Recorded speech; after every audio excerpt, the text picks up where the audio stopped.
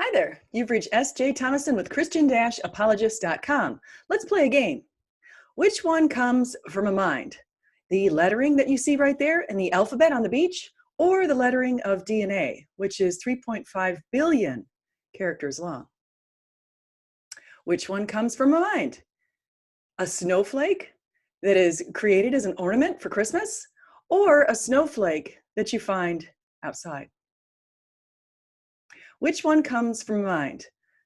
Math homework, math equations, or the mathematical precision we find the universe has?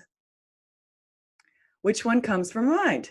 The Fibonacci sequence, which you can get by adding two numbers before to get the next numbers, or the Fibonacci sequence that we see as pervasive in nature? Which one comes from mind? Now here I'm being a little bit humorous, but the Big Bang Theory television show, or the Big Bang?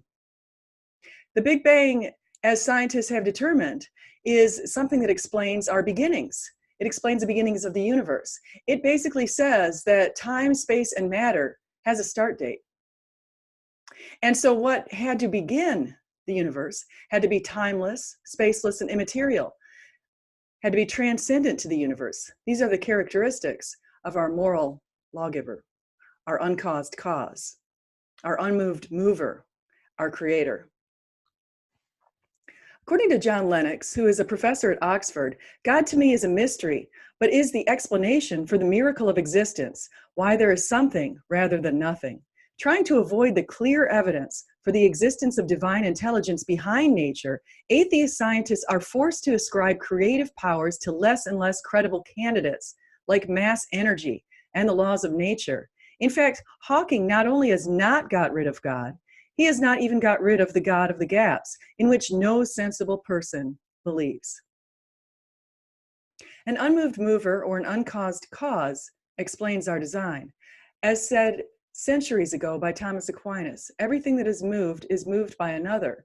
And we can't have infinite regress. We know that the universe has a start date. Therefore, there had to be an uncaused cause or an unmoved mover just prior to the start of the universe.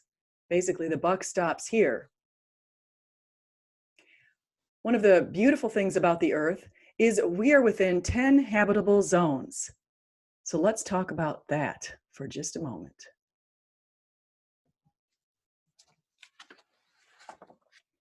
Hugh Ross points out in his book, Improbable Planet, that ongoing studies on the convergence of the habitable zones on the Earth suggest that to sustain life, we could not modify any of their conditions.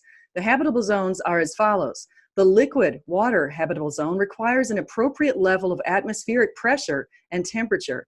James Casting found that a planet orbiting closer than 95% of the Earth's distance from the sun would experience a runaway evaporation. The atmospheric pressure on Mars is too low, so a drop of water would evaporate in a second. The ultraviolet habitable zone can neither be too strong nor too weak to provide for life's needs. The range for humans is exceptionally narrow, with some UV exposure necessary for vitamin D production, yet too much exposure can cause life-threatening melanoma and blindness. The liquid water and ultraviolet zones must overlap to make conditions right for life, ruling out 97% of most planetary systems for hosting life. The photosynthetic habitable zone requires the following factors to fall within highly specific ranges: light intensity, ambient temperature, carbon dioxide concentration, seasonal variation and stability, mineral availability, liquid water quantity, and atmospheric humidity for land-based life. Over the past 3.9 billion years, Earth has undergone some dramatic variations in luminosity and spectral response, and these variations impacted all 7 conditions for photosynthesis. Detailed models of the early history of the Sun and Earth between 4.0 and 3.0 billion years ago show that surface radiation levels were at least thousands times higher in the 2,000 to 3,000 angstrom wavelength range than current levels in this range, according to Ross. The ozone habitable zone describes the distance from a star where the ozone shield can potentially form. The ozone in the Earth's stratosphere absorbs 97 to 99% of the sun's short wavelength, while allowing much of the longer wavelength of beneficial radiation to penetrate through to the Earth's surface. For the level of stellar UV emission to be sufficiently stable for life's sake, the host star's mass must virtually identical to the sun's. The Earth further has an optimal rotation rate habitable zone. The faster the rotation rate, the more distant from the host star the water, UV, photosynthetic, and ozone habitable zones would be. Rotation rate would also impact the breadth of all these habitable zones, according to Ross. The tilt of a planet's rotation axis relative to its orbital axis determines the temperature of the planet's surface. The higher the obliquity, the warmer the planet's surface, and the greater the obliquity, the further the water, UV, photosynthetic, and ozone habitable zones are pushed from the host star. The distance range from a host star where the planet is near enough for life-essential radiation but far enough from tidal locking is referred to as the tidal habitable zone. The tidal force a star exerts on a planet is inversely proportional to the fourth power of the distance between them. Thus, shrinking the distance by 1/2 increases the tidal force by 16 times. If a planet orbits too close to its star, it becomes tidally locked, as the moon is tidally locked with Earth, which means one hemisphere faces permanently towards its star. The ninth zone is referred to as the atmospheric habitable zone. The effective protection offered by a star's atmosphere depends on the star's mass and age, as well as the density of the interstellar medium in which the star resides. The question for habitability is whether at any given time in a star's burning cycle, the star's stratosphere, or astrophere, I should say, covers the orbit of a planet with the just right level of protection, neither too strong of a stellar wind nor too weak, all within a region overlapping the liquid water, UV, photosynthetic, and tidal habitable zones. The final zone that scientists have discovered is the atmospheric electric field habitable zone. All planets with an atmosphere are also covered by an electric field. Venus, though it is of similar size and gravity as the Earth, differs from the Earth in the strength of its electric field. Scientists recently discovered that Venus has a 10-volt electric field, so powerful that it sucks oxygen right out of the atmosphere and into space. Earth, in contrast, has a weak electric field, less than 2 volts, which prevents the forceful escape of oxygen or ocean water. This is according to Steigerwald in 2016. All of these habitable zones need to overlap perfectly to offer the existence of life other than the most primitive unicellular forms. According to Stanford and MIT physicists Dyson, Kleben, and Susskind, the appearance of life in the universe requires, quote, statistically miraculous but not impossible events. Of the 3,618 planets that have been discovered to date by astronomers, only one meets all 10 habitable zone conditions: Earth. Our galaxy is also unique. Only 6% of non-dwarf galaxies are spirals like the Milky Way, while the other 94% are either ellipticals or irregulars. Neither of the latter can sustain life. Star formation ceases in elliptical galaxies before the interstellar medium becomes enriched enough for heavy chemicals, while large irregular galaxies have active nuclei that spew out life-destroying radiation, and small irregular galaxies have insufficient quantities of the heavy elements required to sustain life. This is also according to Hugh Ross. And finally, he states, the Milky Way galaxy is like no other. The known galaxy that comes the closest is NGC 4945. However, X-ray observations reveal that the nucleus of NGC 4945 emits copious amounts of deadly radiation, probably powered by a supermassive black hole, very much larger than the Milky Way galaxy. Romans 1:20 says, for since the creation of the world's invisible qualities, his eternal power and divine nature have been clearly seen, being understood from what has been made, so that people are without excuse. Let's move on. Robert Jastrow says, for the scientist who has lived by his faith in the power of reason, the story ends like a bad dream. He has scaled the mountains of ignorance. He is about to conquer the highest peak. As he pulls himself over the final rock, he is greeted by a band of theologians who have been sitting there for decades. Christianity helps to explain our origins. Even before the 1920s, when the Big Bang Theory was first announced, we had a Bible that stated in the beginning, in Genesis, and also in John 1:1, in the beginning was the Word, and the Word was with God, and the Word was God. Christianity also explains our morality and our conscience. 1, if humanity has universal objective moral values and obligations to do what's right, there must be a universal source of righteousness that transcends generations. 2, humanity has universal objective moral values and obligations to do what's right. I've cited sources in previous videos of numerous global studies that have made this indication. The studies are from people such as Kinnear and colleagues, Schwartz, the Globe study, and Peterson Seligman, and those are just a few. 3, there is a universal source of righteousness, God.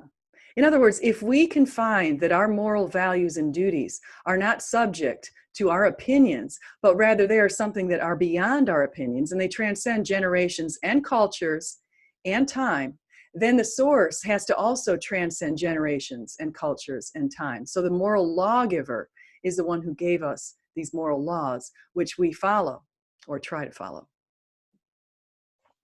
And what explains our conscience? Why is it that we have this nagging feeling sometimes when we do something wrong? It's because God has implanted a conscience within all of us. Even psychopaths, recent studies on psychopaths have found that they do know the difference between right and wrong. However, they just don't care.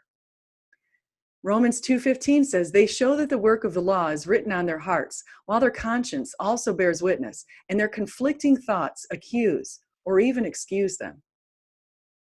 Since our moral universals that we have are beyond us, we can probably put them into a chart as follows. So you'll see that when you're born, you inherit particular traits. You do inherit a portion of your intelligence and personality, for example, from your parents. And as part of your personality, there is something such as empathy. And that, again, partially is inherited by your parents. And as you grow, you develop family values. So you come to appreciate the values your family holds or don't appreciate them. But basically, your values are inculcated often from your family. And then you learn about the values of your community. And many times you take in some of those values as well, which is why global studies and studies of subcultures have found likenesses within these subcultures or cultures in variations between. So we also see cultural values, and that's something at the as-is practice level. For example, in the Globe study, they looked at as-is values all around the world. They found, for example, that the humane orientation varied as a function of the country in which you were immersed and raised.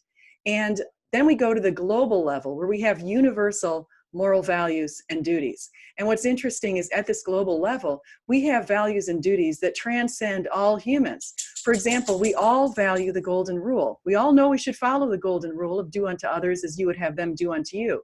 We all search for meaning and purpose. This is something that transcends generations, transcends religions too. In fact, you can find those two messages in all world religions, of the major world religions. Christianity also helps to explain love and evil. Dualism equates love and evil, yet Christianity explains that evil is a corruption of love.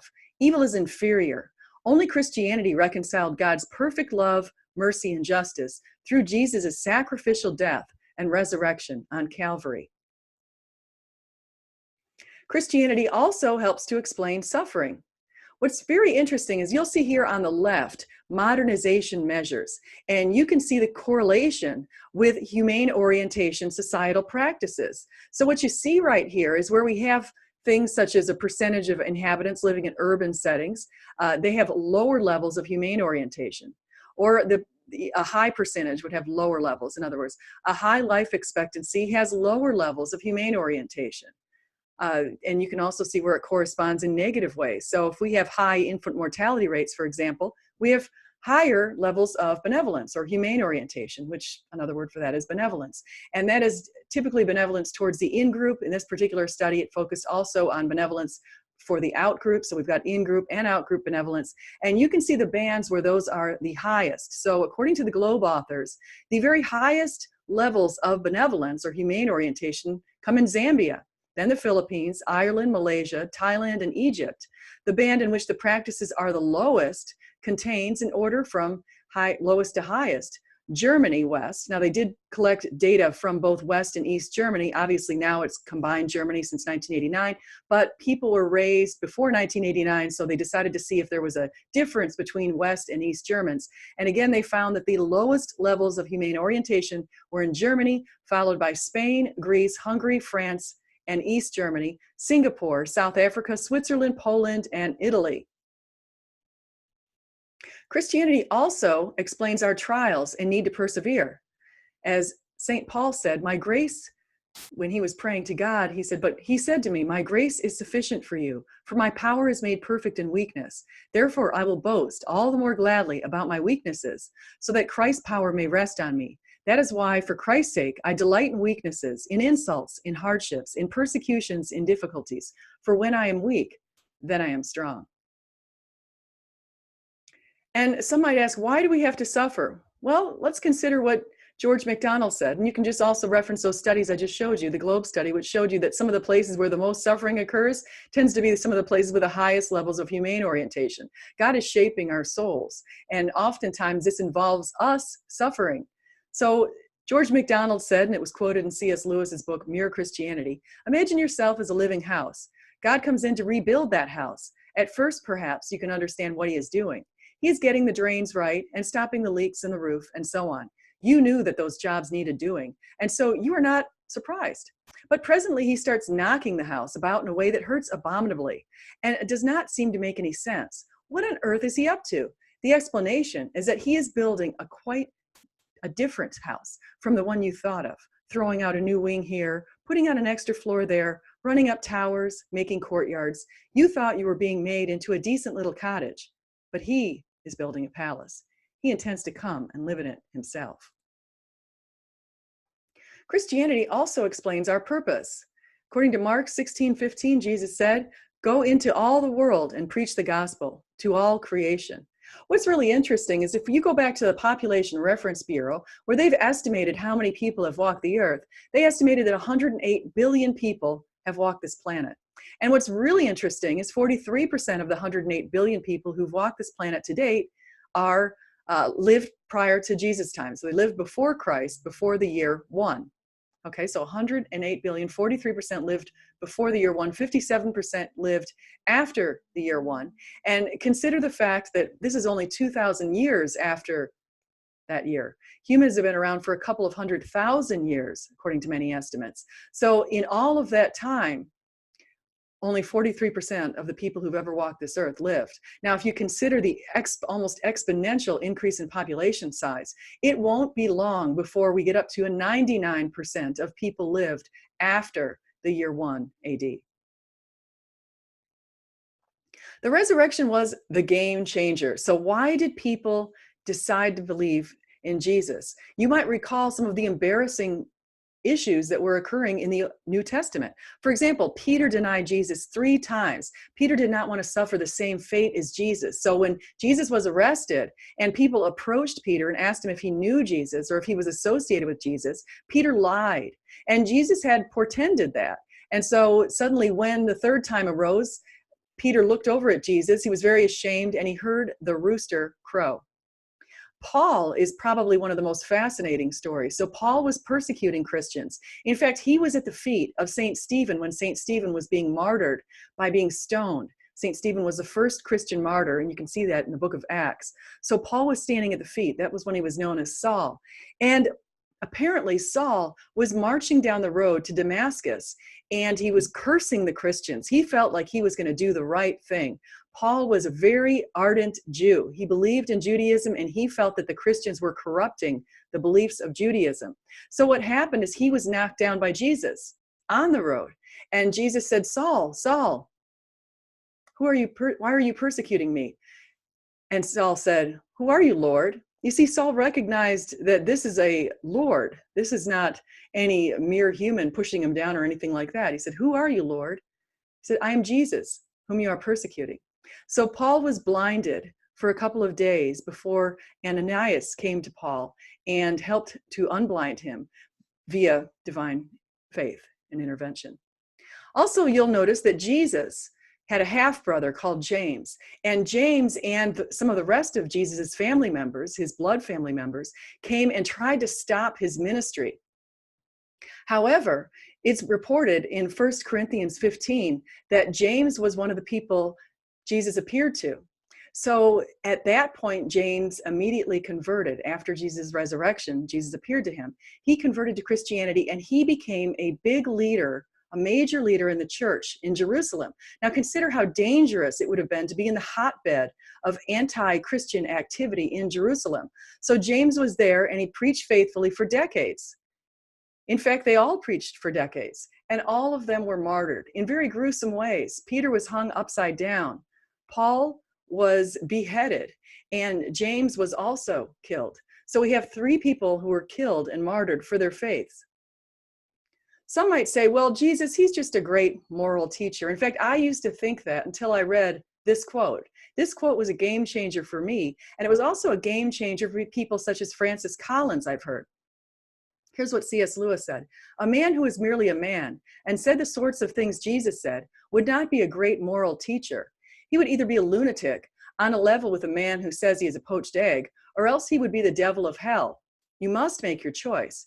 Either this man was and is the Son of God, or else a madman or something worse. You can shut him up for a fool. You can spit at him and kill him as a demon, or you can fall at his feet and call him Lord and God. But let us not come with any patronizing nonsense about his being a great human teacher. He has not left that open to us. He did not intend to. Consider that the 3 martyrs I just named weren't the only 3 martyrs. In the first few hundred centuries of Christianity, there were many martyrs, and it's documented in numerous places where there were Christians who were martyred, they were hung, they were torched. Nero was probably one of the worst, right around the 60s.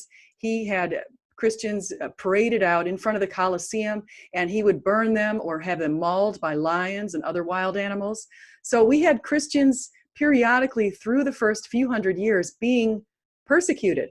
This was completely unlike other faiths, such as the Muslim faith.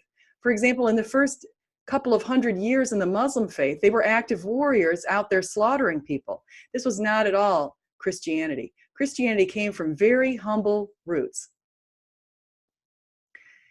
At one point, Peter and another apostle were arrested, and the Pharisees brought them in front of Gamaliel. And Gamaliel said, he stood up in the Sanhedrin and he said, carefully consider what you intend to do to these men. Some time ago, Theudas appeared, claiming to be somebody, and about 400 men rallied to him. He was killed, all of his followers dispersed, and it came to nothing. After him, Judas. Therefore, in the present case, I advise you, leave these men alone. Let them go. For if their purpose or activity is of human origin, it will fail. But if it is from God, you will not be able to stop these men. You will only find yourselves fighting against God. Interestingly, by the year 313, when Constantine finally legalized Christianity, secular authors and historians today note that 5 to 6 million people were following Jesus Christ. You can see a reference to that by Jeffrey Walrow in 2008 on his historical atlas. Charles Colson also made a pretty interesting quote. He said, I know the resurrection is a fact, and Watergate proved it to me. How? Because 12 men testified that they had seen Jesus raised from the dead. Then they proclaimed it for 40 years, never once denying it. Everyone was beaten, tortured, stoned, and put in prison. They would not have endured that if it weren't true. Watergate embroiled 12 of the most powerful men in the world, and they couldn't keep a lie for 3 weeks. You're telling me 12 apostles could keep alive for 40 years? Mm-hmm. But, and this is where atheists would probably be saying, wait a second, you're getting your information about Jesus from the Bible. You just read some Bible verses. You are trying to get all of your information from there. So the question is, do we have enough extra biblical support for Christianity to support Christianity even if we didn't have a Bible? Well, we do. In fact, early non-Christian sources note that Jesus existed. You can see that from Josephus, Tacitus, Pliny the Younger, the Talmud, Lucian of Samosata, Marabar Serapion, Suetonius, Phallus, Phlegon, and Celsus. He was supposedly born of a virgin, according to Celsus. His mother's husband was a carpenter, Celsus says, lived in Egypt for some time, again, according to Celsus. Josephus indicated he had a brother named James. Celsus indicated he had miraculous powers. The Talmud states he practiced sorcery. Josephus said he was a wise man. He had disciples. His disciples knew or believed he knew the future. Phlegon says he had knowledge of future events, and Lucian says his followers considered themselves brothers. He claimed to be God, according to Celsus. He was worshipped as God by his followers, according to Lucian, Pliny the Younger, on a fixed day, according to Pliny the Younger. He was crucified, according to Josephus, Tacitus, Lucian, Celsus, and the Talmud. During the reign of Tiberius, according to Tacitus, by Pontius Pilate, according to both Tacitus and Josephus. He died on the eve of the Passover, according to the Talmud.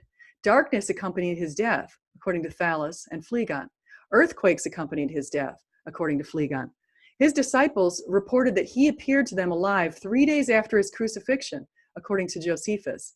His followers bound themselves by a solemn oath to not commit any wicked deeds, according to Pliny the Younger. One of the reasons some of the early pagans did not want to follow Christianity was because they wanted to keep living their wicked sorts of lives. Another reason some of the pagans admired Christianity is because they looked at some of the Christian wives, for example. It's been noted that in the early 2nd century, some people pointed to some of the wives and noticed how they were very faithful, unlike some of the Roman and Greek pagans of the time. So what does God expect from us? Consider the parable of the minas, where a master gave differential amounts of minas, or you could call that as talents, to several people. So the first one he gave 10 talents to, a second one he gave 5 talents to, and a third one he gave 1 talent to. And they went off, and then he returned to them, and he asked them, okay, well, what has become of the talents I gave you? And consider this as your own spiritual gifts. The first one came and said, sir, your mina has earned 10 more. Well done, my good servant, his master replied, but you have been trustworthy in a very small matter. Take charge of 10 cities. The second one came and said, sir, your mina has earned 5 more. His master answered, you take charge of 5 cities. Then another servant came and said, sir, here is your mina. I have kept it laid away in a piece of cloth. I was afraid of you because you are a hard man. You take out what you did not put in and reap what you did not sow. His master replied, I will judge you by your own words, you wicked servant. You knew, did you, that I am a hard man, taking out what I did not put in, reaping what I did not sow? Why then didn't you put my money on deposit, so that when I came back, I could have collected it with interest? You can probably sum this up to say Luke 12:48, to whom much is given, much will be required. People may still resist believing in Christianity, and some try to make the claim oftentimes that we don't have a spiritual sense, or they might claim that we are not in the midst of a spiritual battle, which is something that Christianity does assert. So Mike Licona, in his debate with Matt Dillahunty, offered a pretty interesting response in support of our spiritual world. And so let's listen to what he has to say. Empirical data strongly suggest that reality has a supernatural dimension. And number 2, historical data strongly suggests that Jesus rose from the dead. Now, let me start with that first major contention, that empirical data strongly suggests that reality has a supernatural dimension, and I'm going to provide 4 lines of evidence in support. The first line of evidence next slide, and then press one more time. Paranormal experiences. Okay, press it again. All right, so you sure you don't have a clicker for back there? If you have a wireless clicker, I'd love to have one. All right, so paranormal experiences, there are things such as, demonic experiences, or however you may want to call it, but ghosts, something like that. But paranormal experiences. Well, this is a friend of mine. Her name is Kim. I've known her for several years. Kim, her mom, her sister, and several of her family members have dabbled in occultic practices over the years. She's told me about some of the things that she has seen, kind of stuff that makes the hair on the back of your neck would stand up. Well, Kim told me that about 23 years ago, I think it was, she and 3 others were playing, thank you so much, appreciate it.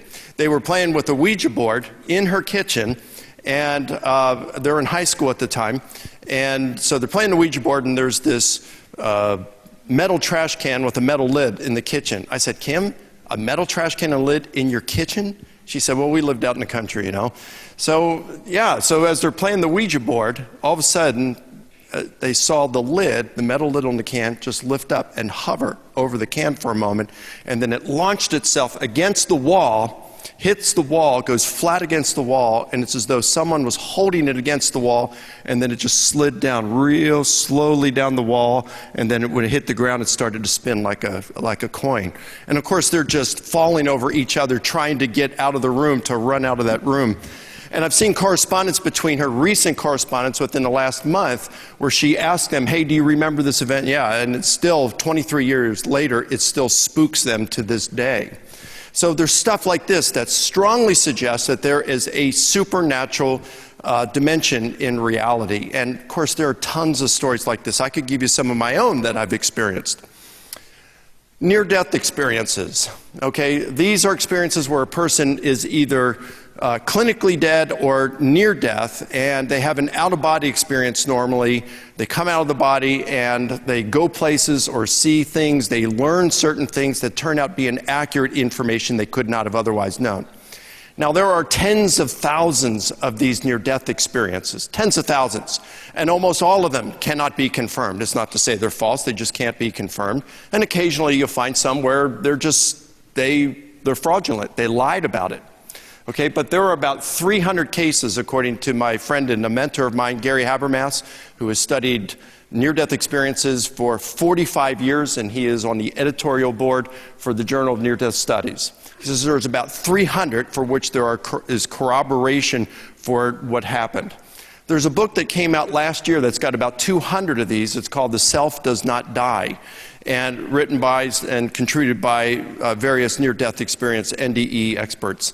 And in this, they said the one criterion that had to be fulfilled to pass to have the story in this book is there had to be corroboration from at least one external source to corroborate what the NDEer had seen and experienced. In other words, what they had learned. So about 200 of these. All right, so that's pretty cool. It seems to suggest that there is an afterlife of some sort and a spiritual dimension. The third would be apparitions. Now, an apparition, broadly speaking, is a spirit being. It's the appearance of a spirit being. It could be in space-time. It might be, like a vision outside of space-time. It could be something you could touch, or it could be ethereal, like a ghost that you could put you couldn't touch. Your hand would go through it. Now, there are a number of these reports like this out here. Dale Allison, one of the top New Testament scholars in the world. He teaches at Princeton. He is by no means an evangelical Christian scholar. And he has experienced some of these, and the apparitions, he says, have imparted information to him that turned out being accurate. He wasn't seeking it. It's just when he had the apparition appear to him, it frightened him. I want to tell you a specific story I know of, and this comes from my friend Pat Ferguson. She and her husband Doug, we've known them for decades. They live in Virginia Beach. We met them when we lived in Virginia Beach. And Pat, when she was a junior in high school, she was awakened early one Sunday morning, and it was dark in her bedroom. And then she closed her eyes, and when she opened them, then about 3 feet from her was the illuminated face of a friend she had not seen for several years. She thought, this is weird. It's kind of freaky. About 3 feet in front of me, illuminated in the dark, just this face looking at me. She closed her eyes, and when she opened her eyes again, that face was still there, but right to the side and behind it was now the face of what she interpreted to be Satan or a demon. It was red. It was had a wicked smile, and now it really frightened her.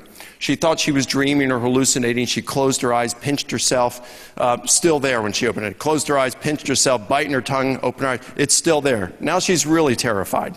She closes her eyes, does the last thing she knows to do. She prays the Lord's Prayer. When she opens her eyes, both faces are gone. She looks over the clock. It's 2:30 in the morning. That's Sunday morning. Sunday comes and goes. Monday comes. She wakes up Monday morning, comes downstairs. Her mom's fixing breakfast. Her dad's reading the newspaper at the table. When he sees Pat, he puts the newspaper down, turns it around, pushes it towards her, points to a picture on there.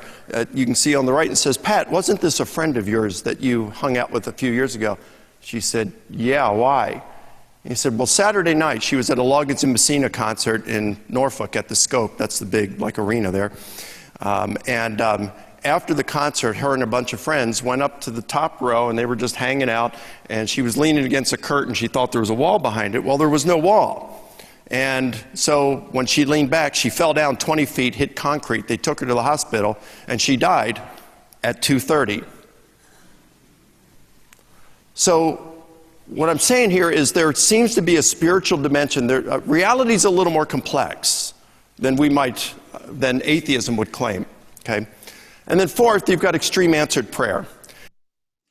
So just note something there that's pretty important. One of the things that you would want to note in this particular situation was many people report spiritual experiences. I am one of them. I've also had spiritual experiences, and I also had one that was pretty scary, just as that Pat reported. And my pretty scary one was solved because I said the Lord's Prayer. So the Lord's Prayer does work, and I would probably want to note that if if any of you ever come into contact with what someone would call a demon. In summary, we started off today talking a lot about the cosmological argument, the argument from design. We talked a bit about Christianity. We talked about spirituality. We talked about a number of different factors that point us towards God, and more specifically towards Jesus. But we don't need to go it alone. Jesus said, "Take my yoke upon you and learn from me, for I am gentle and humble in heart, and you will find rest for your souls." Thank you for joining me today. I hope you'll like and subscribe and consider coming again. Bye-bye.